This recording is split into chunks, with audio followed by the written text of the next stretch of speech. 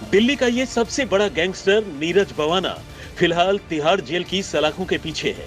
Delhi police की special cell ने उसे 2015 में एक मुठभेड़ के बाद गिरफ्तार किया था।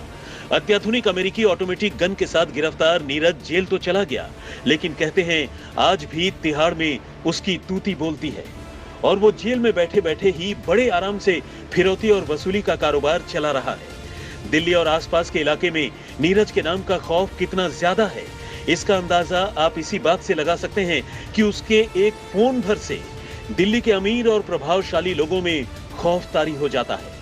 अपनी गिरफ्तारी से पहले नीरज दिल्ली और आसपास के इलाकों में 100 से ज्यादा मामलों में वांटेड था और इनमें लूटपाट, डकैती, फिरौती, रंगदारी और कत्ल जैसे संगीन मामले शामिल हैं। सालों से उसे तलाश कर थक चुकी पुलिस ने उस पर काफी पहले ही मकोका लगा दिया था। अब आइए बात नीरज सहरावत के नीरज बवाना बनने की। नीरज ने साल 2004 में तब पहला कत्ल किया जब वो नाबालिग था। इसके बाद नीरज ने कुख्यात अमित भूरा को न सिर्फ भरी अदालत में जबरदस्त फायरिंग कर भगा लिया, बल्कि पुलिस की AK-47 राइफल भी लूट कर ले गया। दिल्ली के एक पूर्व विधायक और कांग्रेस नेता रामवीर शौकीन पर नीरज को संरक्षण देने का आरोप है और इन दिनों खुद शौकीन भी जेल में बंद है।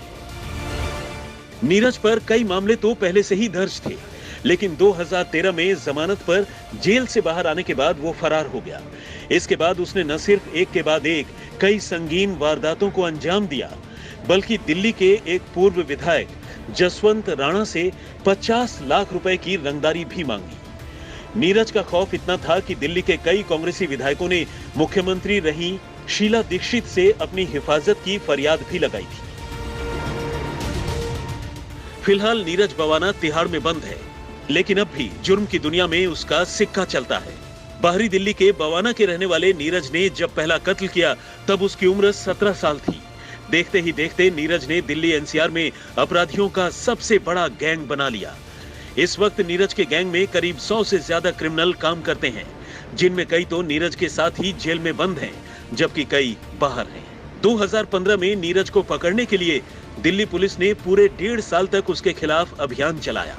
इस काम में 35 से ज्यादा गुर्गों के पकड़े जाने के बाद तब उसकी बारी आई और उसे स्पेशल सेल ने धर दबोचा।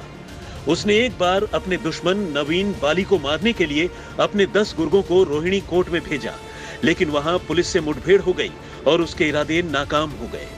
नीरज को छोड़िए, नीरज की मां और भाई भी अपने साथ कारतूस लेकर हवाई अड्डे में घुसने की कोशिश करते हुए पकड़े जा चुके हैं। इन दिनों नीरज भी जबरन वसूली और दूसरे जुर्म के साथ साथ प्रॉपर्टीज हथियाने का काम करता है।